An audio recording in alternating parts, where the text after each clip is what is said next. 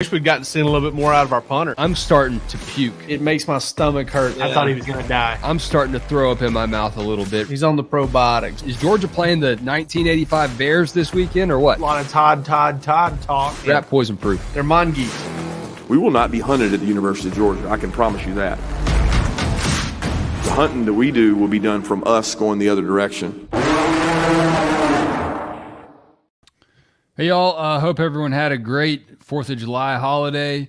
We've had a few days to collect our thoughts on some commitments, and we're going to have to just do some rehashing out and see who committed since the last time we spoke. It's been a few days, and some exciting things going on at On3 that I'm sure that we'll touch on as well. But let's not bury the lead here, guys.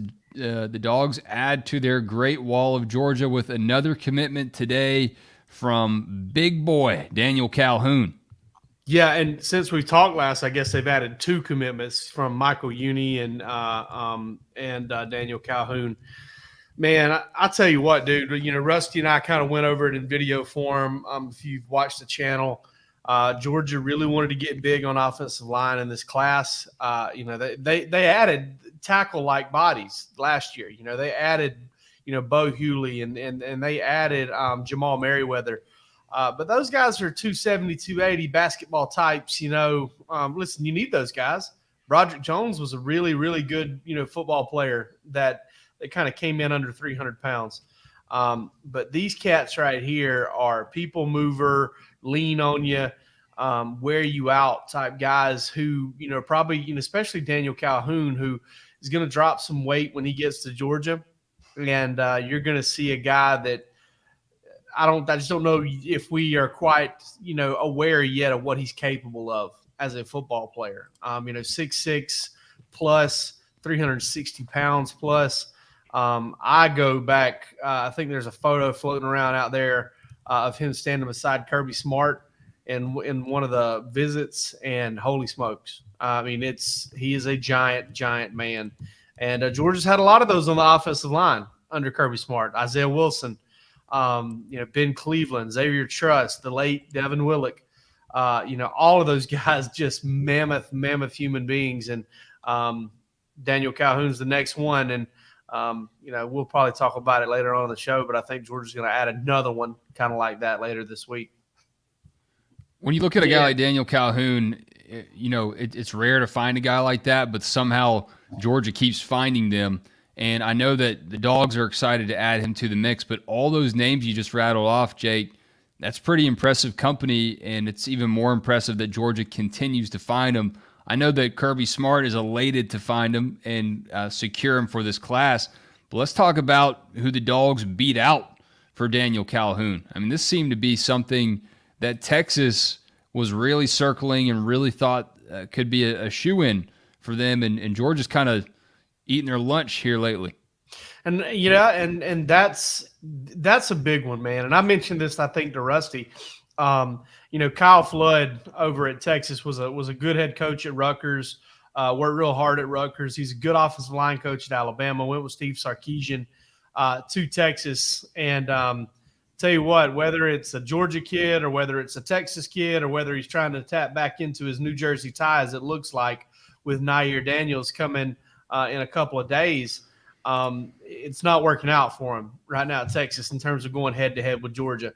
Alabama needs to be brought up too because, I don't know what era he played in, but Vincent, I believe is his name, is Daniel Calhoun's father. He played at Alabama, and so maybe this is a little bit of a Georgia kind of, getting a little bit of retribution there for Justice Haynes. But ultimately, just a really big get here. And Georgia offered this kid when he was in the 8th grade. And, a lot of anecdotes out there as to, to kind of fill you in on why this guy was such a top priority for Georgia. And listen, that's pretty svelte 350, 360 pounds right there, I got to say. Yeah, he's carrying it well. And I think the other thing that, when you talk about the 2 commitments that they've already landed and the 2 decisions that are upcoming in Nair Daniels and Marquise Easley, they come from all over. And I think that that's huge when you're talking about this. was specific to Calhoun, being from the state of Georgia and growing up in an area that is very Georgia heavy, that was huge to land him over those schools, over those teams that are pursuing him. Alabama, like we said, but also, schools like Texas, just to be able to pull kids like that, I think is Miami made a big move on him Yep. as well. Like kind of earlier in the spring, like there was some thought that Miami was going to really make a push there. So yeah, I mean, this was a hotly contested recruitment, Palmer, to your point. And then, as you mentioned, Jake, Georgia picked up this commitment as well, right around the holiday weekend there. Michael, pronounce it for me again, please. Uni. Okay. Yeah, I wanted to make sure I got that correct.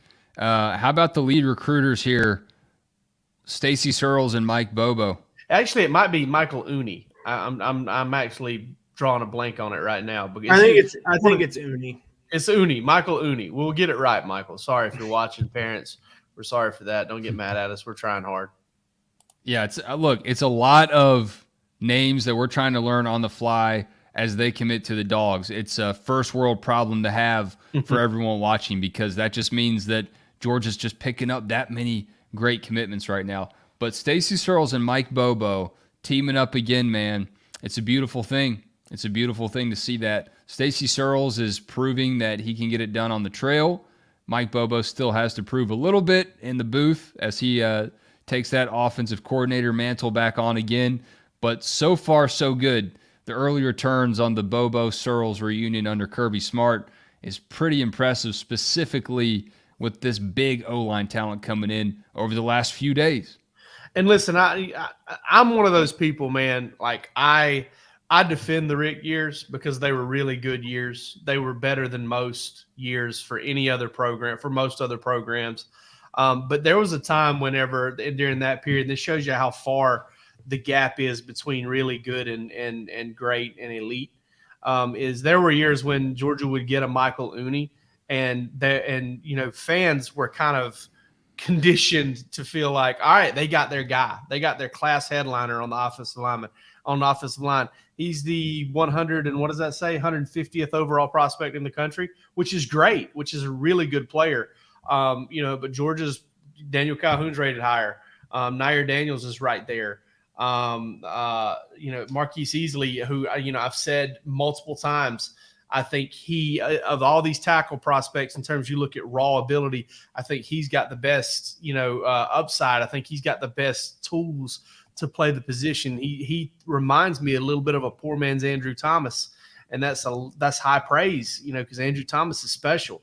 I really like all of these offensive linemen, but just to rope them all in a very down offensive line class and get the quantity of quality that Georgia's doing is impressive. And then, another thing here, again, big time heavyweight battle Georgia wins for Michael Looney. Texas got him out of Texas. Texas wasn't really even a big factor. Clemson had him on campus.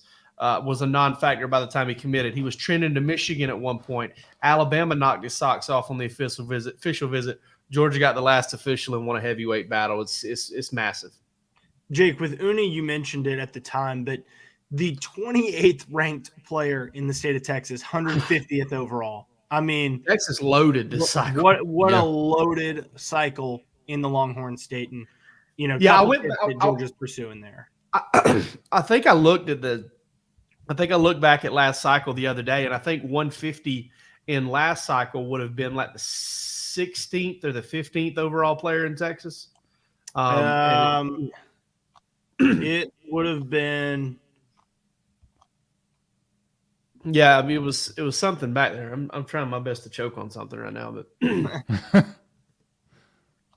trying to keep down the reflux from the Independence Day. You got 30 in last year's class? Yeah. I don't know where I got that number from then. Maybe I'm just, making stuff up.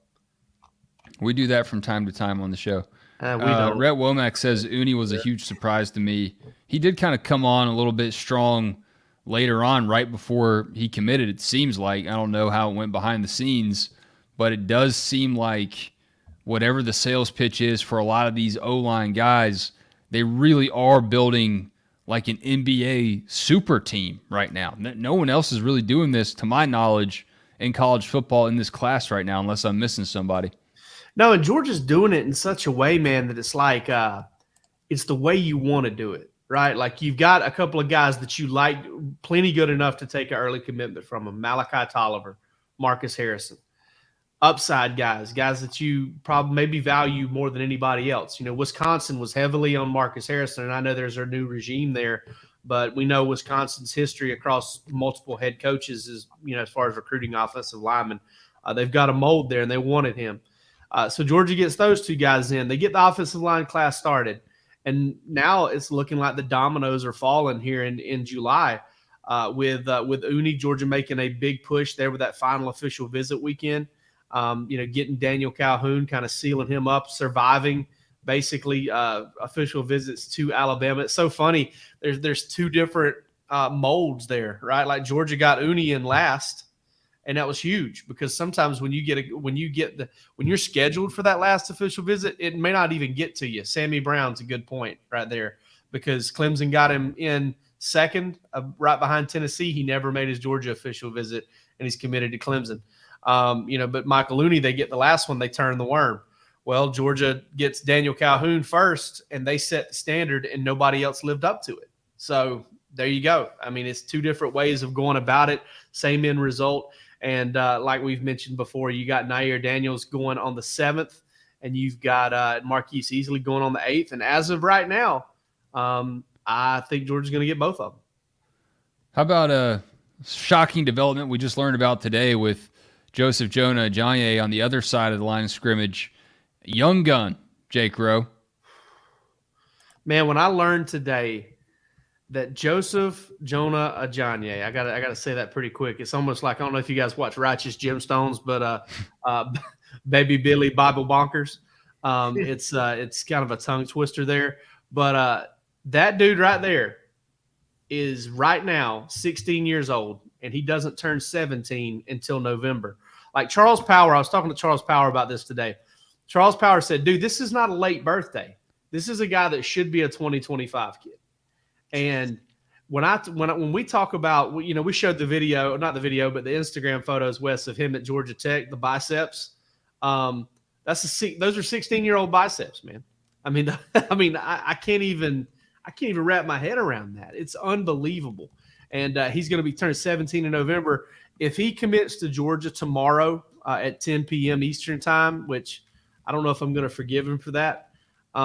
If he commits to Georgia at 10 p.m. Eastern time tomorrow, he will be an early enrollee, and he will enroll at Georgia at 17 years and less than 2 months old, which is, you know, just outrageously young. And for him to be as developed as he is already at that age, he's only been playing football for 4 years. I think his senior season will be his fourth.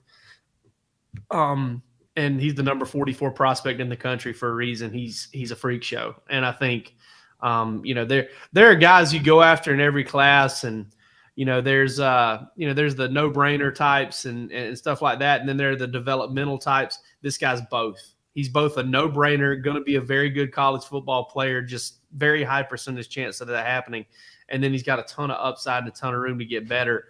It's not going to surprise me if you're looking at this cat and, you know, if we're looking 3-4 years down the road and we're talking about him being a top 10 pick. How glad is everybody in the 2025 class that he is not playing with them? I know, right? Oh. Well, I also think there's two ways to going about this, because if I'm not mistaken, the Georgia offer for Joseph Jonah Ajayi came in March. It came late. I'm fairly certain. Yeah. I was trying to think of that too. It didn't, and it, you know, you're right, Palmer. It didn't take long for him to get on campus after that visit, after that. Right. Offer. And so my point being, you've got guys like Daniel Calhoun that they have pursued since 8th grade. And you've got guys like Joseph Jonah Ajayi that they've pursued for less than 8 months. So just whatever he different ways does to go about it. You know, incredibly talented player, and excited to see where he picks tomorrow. whatever happens, I wouldn't bet on Texas. I love the even in the Oklahoma recruiting visit photos, they're doing the horns down there. Welcome to the SEC. Yeah, there's the flex you're talking just about. Biceps, dude. Did he get a? I mean, Jeff Collins isn't there anymore, so I don't know if he was able to get a pump in before he fired those biceps off. I know Jeff Collins was big on. Yeah, they like to work out stuff. Before photo shoots and games. I will say this letter jacket looks pretty sick if it's a high school letter jacket. And I know a lot of people in the comments will probably say Georgia Tech runs a high school style program. I don't believe that is a high school letter jacket, though. No, it's not. That's what they do. Okay, I thought you were hoping it was, that you weren't saying something good about the Georgia Tech. No, I'm not allowed to say that on this show. Not allowed to happen. I'll say it, man. I mean, listen. I got two good things to say about Georgia Tech at this point. Okay, one, that letter jacket is pretty spiffy. Okay, it's pretty sweet letter jacket. And two, great place to watch a ball game. I'll say it from the press box at Georgia Tech. I mean, it's like watching, like an old school high school football game from the press box. It's like close to the action, right there in the middle. Usually got a couple other games on because it's kind of getting out of hand in Atlanta. They hadn't beat Georgia and Atlanta since the 90s. It's Palmer, were you even alive? No.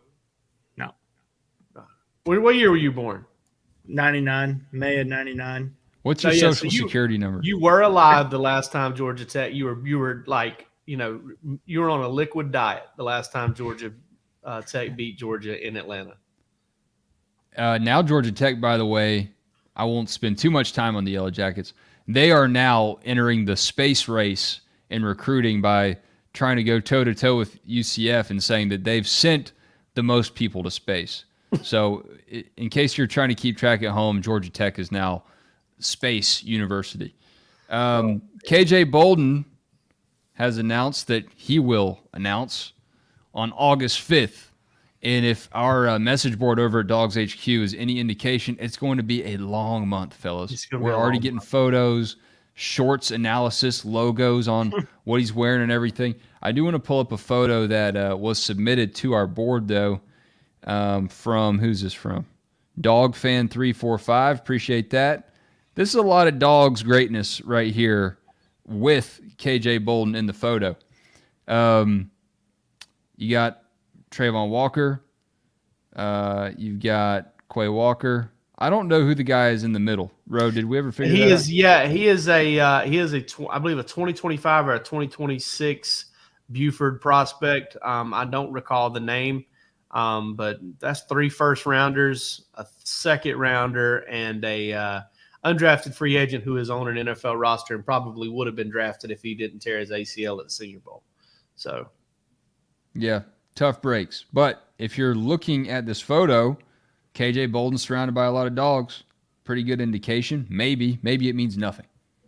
Somebody on the board said, how do they know what number to hold up? And I think Aziz kind of got caught up in that a little bit because he just is like, I'm not going to hold up anything. I'm not going to do this. I'm just going to stand here and look like the biggest dude in the photo. Which he is. Freak. What a freak. When I was doing the all Kirby Smart era team and just looking back on that 2020 season that he had, it was something else. 10 sacks, 10 games. Worm here with this is an unprecedented update here.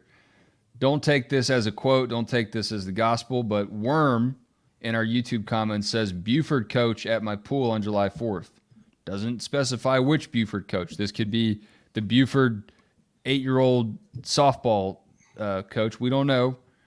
But this coach feels like Bolden is a dog. Minus the white smoke, being the coach at Buford is like being the Pope. You don't have a name at any point. You just get called Buford coach at that point. It's like right. Pope's the Pope and Buford coach is Buford coach. So that's how it goes there. It's an official title. But yeah, a lot to look forward to there. Georgia clearly focusing on the big guys this week. Recap us really quick. Joseph Jonah and Johnny tomorrow. Yep. Nair on Friday. Yep. And then on the 8th, who we got? It'll be Marquise Easley. Which listen, we gotta start talking with these recruits. about A, committing at a decent hour, and B, committing earlier in the week, because nobody pays as much attention on the weekend. Everybody's going to be out on the lake or at the swimming pool or whatever. We'll still get plenty of pub, but listen, I love that cat right there, man. I love his film. I think Marquise easily, from a raw talent perspective, is the best of the best of these offensive line guys. And it's not a big wide gap, so I'm not trying to say like, man, he's head and shoulders above everybody. But I will say that his competition there in Kankakee, Illinois, is probably a little bit less than Texas, New Jersey, and Georgia for Uni, Calhoun, and Daniels. But I like him a lot. I think he's a really good player. And right now I still project Georgia. I'm still kind of waiting, guys, if I'm just being completely honest with you guys, and I don't have any intel that suggests this is going to happen, but I've seen it happen before. I'm just kind of waiting on something to change there, with all of these dominoes kind of falling in Georgia's direction, and these schools undoubtedly trying to get in his ear and say, hey, listen, they got Uni, they got Calhoun, and if Daniels commits, they got Daniels yesterday, you're going to want to come over here. You don't want to be over there to see if he listens or not. That's kind of the only way I think he doesn't end up at Georgia, because right now he's a very, very heavy lean there. Released his top 3 a few weeks ago, and Georgia wasn't even in it. So that's why you want to be at DawgsHQ, man. That's why you want to be over there with us. We told you, we were shaking our heads from the jump. That's not true. We know better. so yeah, sniff that one out. Yeah, that one was quick. In case y'all want to send me anything for my birthday, Ro, you have a July birthday, don't you? I have an August birthday. August, and Rusty's also July. So Yeah. a lot of summer birthdays for us. Breaking Tea, you know where to mail it. And if you want to get something for anyone else that you love, doesn't have to be us, head on over to Breaking Tea for these wonderful Georgia t-shirts. And the link, as always, is in the show description. And because we have this affiliation with Breaking Tea, it helps us out as well. So support the show, support Breaking Tea, find you something you like. I know a lot of people were watching the SEC Network Georgia Spotlight today. Maybe it got you feeling a little nostalgic. You're thinking, man, I wish I had something to represent this season, this great team that I'm watching. Head on over to Breaking Tea for all those apparel needs. Guys, we had a post from our Pete Nakos, On3's NIL expert, and he got a quote from Dylan Raiola, and it stirred up a whole lot in our notifications, so much so that I had to mute it because it was just it was outrageous. But Dylan Raiola here on the Georgia brand, if you can't read this quote, he says, "The G is known worldwide. They got a saying, always repping the G. I learned some things on my official visit. Atlanta is right there, the biggest airport hub in the world. They got all the big businesses you think of are based out of Atlanta. There's a lot of resources." Couple things. We did just talk about Georgia Tech, and I know a lot of Georgia Tech fans are, if they are keeping up with the sport of football, they can't be too disappointed about this because they know the reality. Sorry, we know you're closer to the airport, but no one's really thinking about you in that way right now. And B, I've never heard of always repping the G. Maybe I'm just a little too old for that. But I do think Athens and Georgia, I covered Georgia when I worked in Atlanta local news. You cover it like you cover the Braves and Falcons. Just because it's not in Atlanta doesn't mean it's not an Atlanta interest sport. So I can see why this would be divisive, especially from a out-of-state guy. But I'm ready for football, man. This back and forth in the mentions of this tweet really had me ready to just like stick my face on the grill. It was way too much. I'm sad I missed it. Did Palmer, you mute it too? Did you? I missed it completely. Palmer, did you get wrapped up in it at all? Yeah, I didn't mute it. I just kind of ignored it. But yeah, it's there's a lot there to the whole is Georgia, Atlanta, is Atlanta, Georgia. We've got people pulling out, traffic estimations and saying, well, can you really consider yourself Atlanta when you're an hour 15 away? when Trump came into town, it was X amount. I mean, it was awful. I mean, think about all the Georgia grads that run businesses, though, in Atlanta. Whatever the sales pitch is, this feels like a game of telephone where somebody at Georgia maybe took him through the Terry College and they showed him all these things. And he has no idea how far away Athens is from the airport because they probably didn't tell him. And furthermore, these kids, I mean, especially the ones that are national recruits, they're flying into Atlanta when they come on their Georgia visits. That's part of, I mean, it is part of the selling point. I mean, you are an hour away from being at a connection point to a lot of different places in this country and in this world. So, I mean, as much as Athens is separate from Atlanta, it's very much intertwined. Hey man, listen, we saw the 2009 Georgia Tech game, I believe it was, with Sean Ely and Caleb King had "We Run This State" written on their arms. That was a declaration because Georgia Tech had a good football team, a top 10 team. Georgia went in there and those two backs combined for well over 300 yards rushing that day. And that was that. So, Georgia runs the state. How many – listen, I am, and I'm not trying to fire up Georgia Tech fans here, but Georgia Tech – if there's a Georgia Tech fan listening to this, I want you to understand something. Think about the hundreds of elite recruits that have driven right past your university just to go see Georgia. I'm talking about like they could have they probably tossed a gum out the window onto the sidewalk of your campus on their way to visiting the University of Georgia. It's insane. And, I don't know, man, I don't know that there's a whole lot Georgia Tech can do about it. They've brought guy after guy in to try and get that rectified and it hasn't happened. Listen, there can be some Mark Richt haters out there, but Mark Richt kind of put Georgia Tech in its place to stay, it looks like. Yeah, I'll say Jeff Collins did his due diligence to lean in, read the tea leaves, know where NIL was going to go, embrace the branding aspect of Georgia Tech. It is in Atlanta. It could be really cool if you find a way to win some games. And that's the biggest if in this whole dynamic right now. Yeah. So you can be upset about it, 72 miles away. But yeah, like you said, Jake, you're driving right up 85, that terrible connector. And if you're stuck in traffic, you're seeing that Georgia Tech sign, or you're probably just looking down at your phone if you're a 16, 17-year-old kid, and you don't notice it at all. You might visit. You might go get a chili dog from the varsity on your trip, get a cool little hat from the varsity, and get a photo op. But what do you have? What do you have? What do you have? I mean, that's the only thing Tech has on Athens right now is that Athens doesn't have a varsity anymore. For now. Yeah, I think that they're opening one up again. There's going to be two, I believe. Oh, they just budded. They just multiplied instead of getting rid of it. There's one. So there's one's going to go in Bethlehem, I believe. And then another one, they'll consider that Athens area, even though it's a little further out. And then I think another one's going to go up somewhere like close to the Oconee Connector or out in that area. I may be wrong about that. No, you're right, because I've driven by it recently. Yeah, because they kind of just franchise them out now. Yeah, Matthew C. They're getting one. Let's move on. Let's move along. Wrap things up here. Quicker show. Georgia was taking over the SEC network, and the SEC network tweeted out that it's time for Stetson Bennett to have a statue. He's won 2 national championships.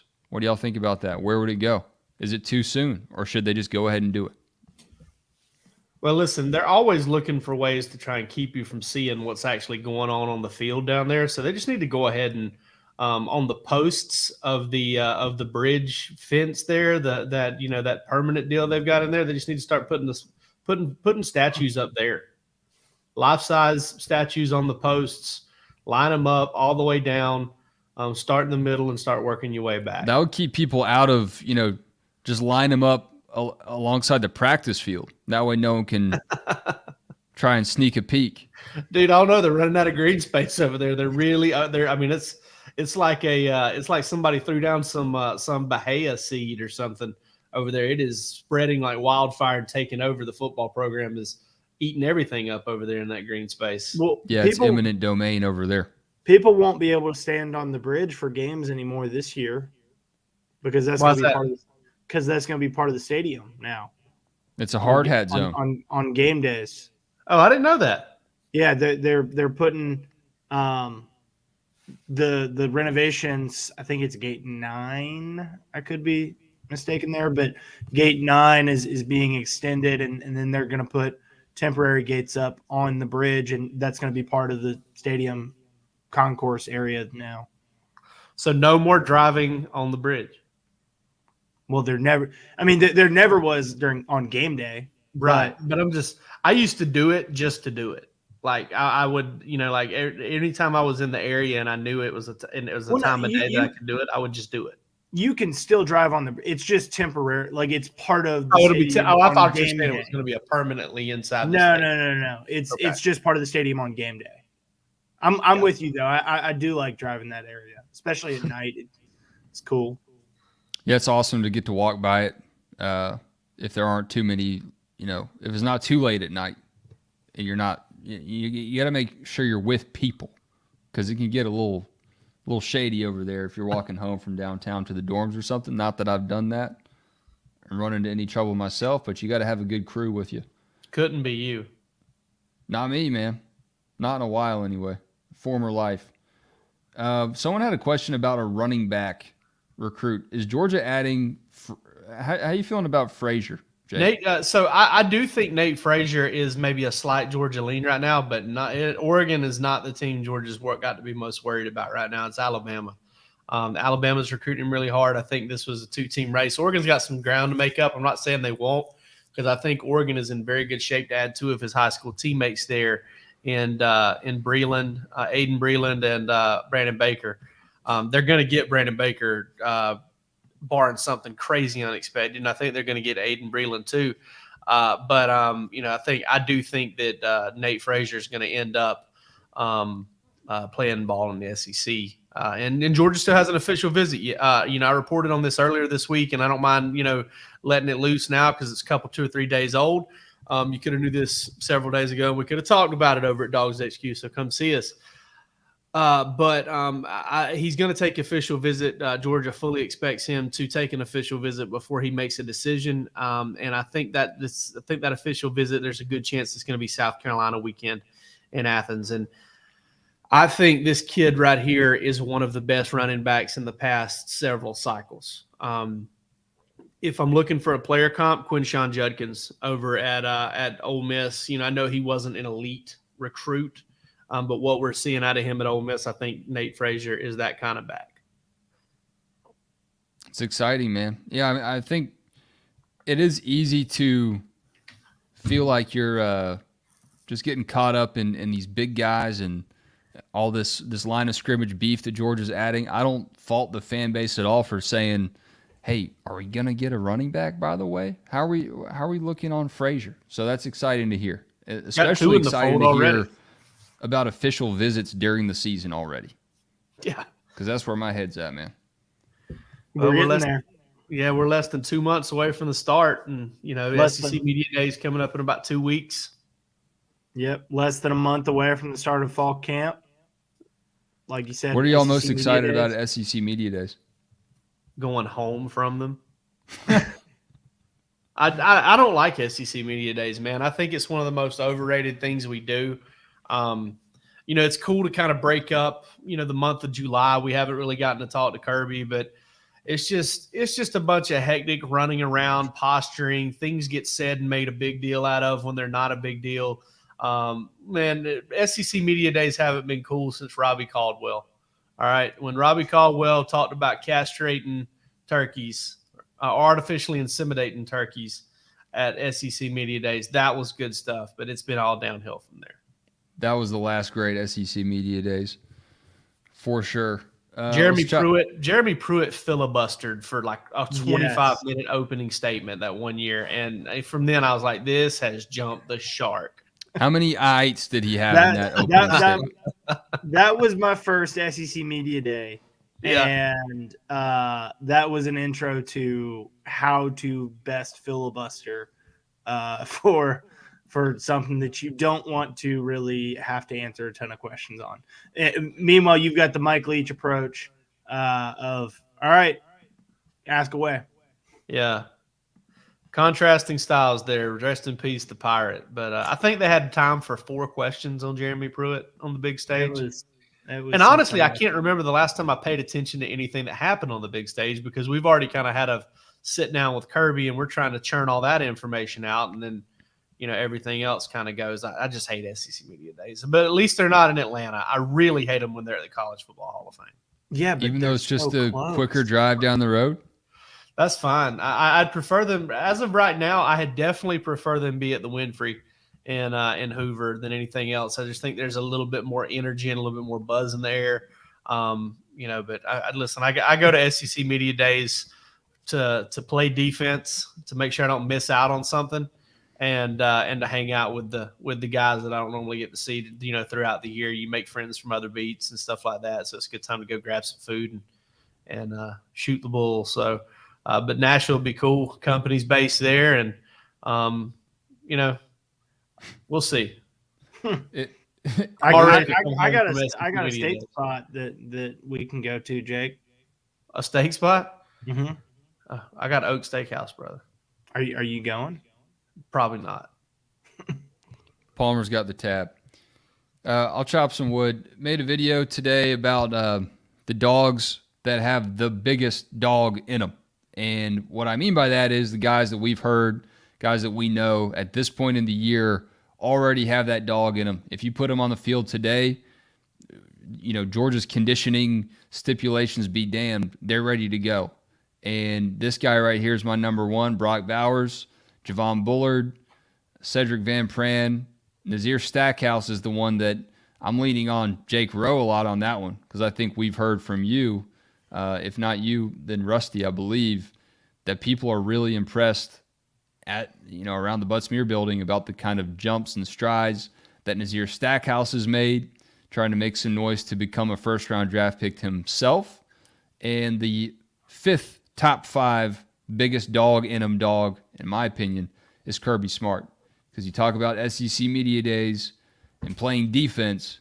Well, Kirby Smart's defense on that day, I imagine, will be championship worthy because he has done everything he can with all the headlines that no one wants to read, and we don't really need to talk about much anymore. Jake Rowe did a great job breaking down all the facts of all the accusations against Jamal Jarrett last week. If you haven't read that, it's free. Go do it.